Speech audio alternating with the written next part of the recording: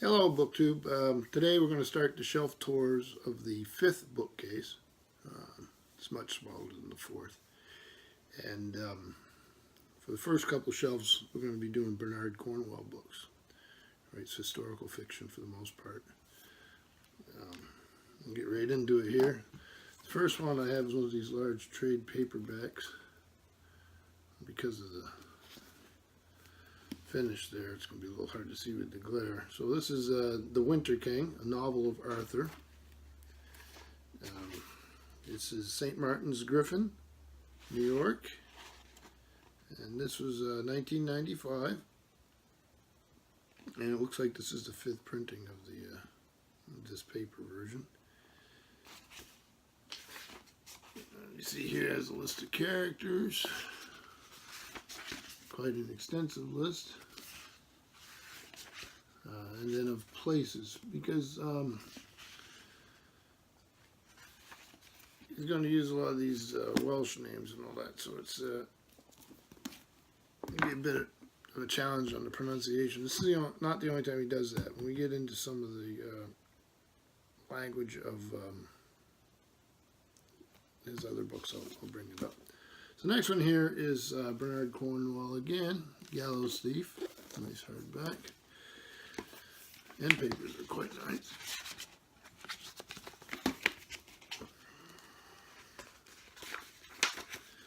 HarperCollins Publishers.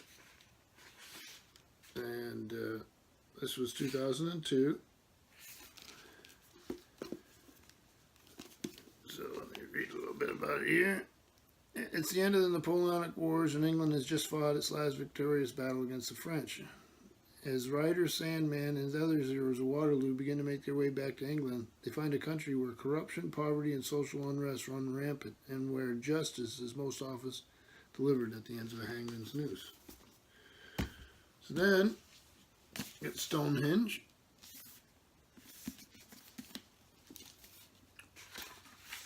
Bernard Cornwell, HarperCollins Publishers. This was 2000. Stonehenge, 2000 BC, a novel. There's a picture of Mr. Cornwell.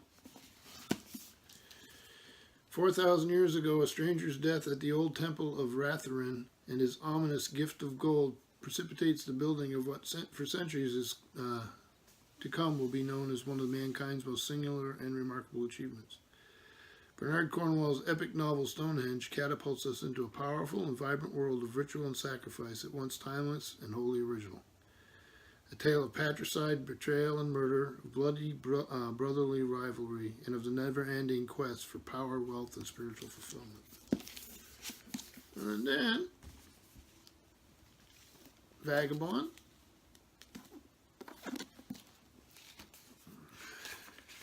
HarperCollins Publishers.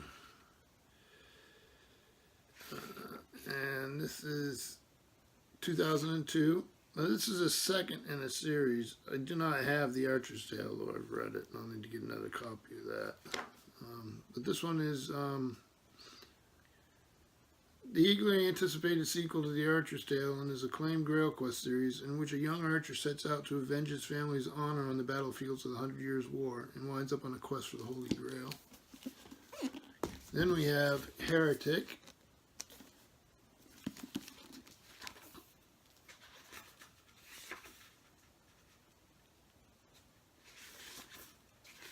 And this is 2003, HarperCollins. Thomas of Hookton is a young man, but already a seasoned veteran of King Edward's army. His fearless and uncanny prowess with the longbow make him a natural leader in what will be remembered as the 100 Years' War. That. And then 1356. Again, I hope you can see these. Nice end papers.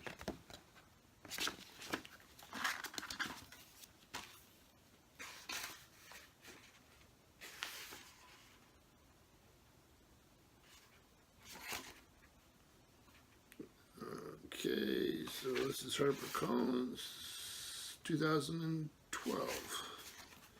September 1356, all over France, towns are closing their gates, crops are burning, and throughout the countryside, people are on alert for danger.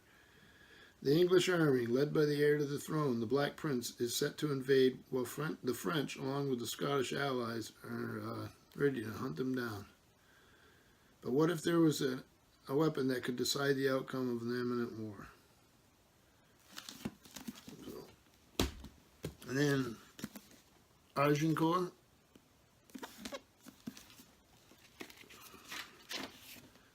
Paper.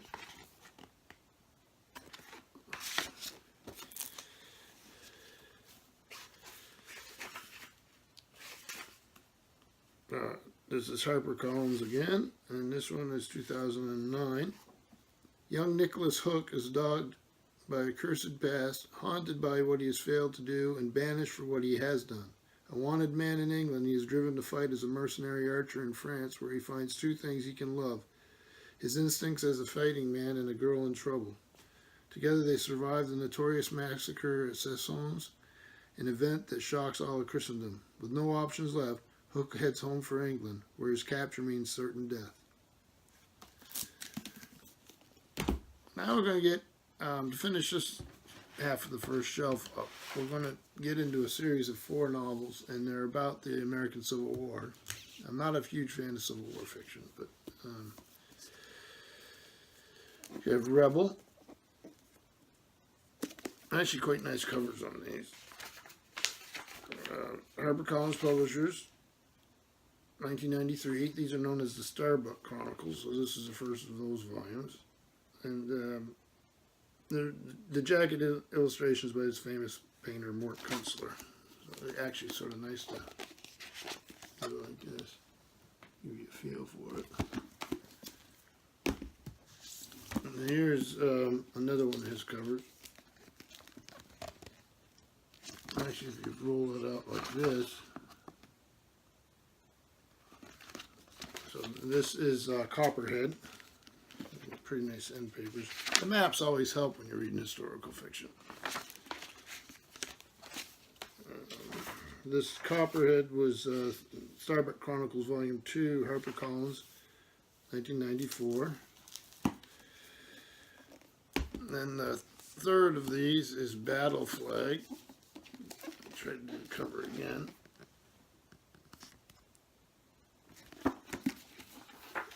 Starbuck Chronicles Volume 3, HarperCollins, 1995. And I do not have the fourth one in a hardback, which is too bad because these covers are wonderful. But I do have the fourth Nathaniel Starbuck Chronicle, and that's Bloody Ground. In this paperback.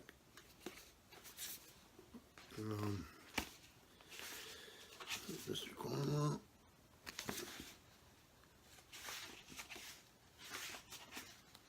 Perennial, an imprint of HarperCollins, 1996. So this is the Perennial one is 2001. So the Civil War story.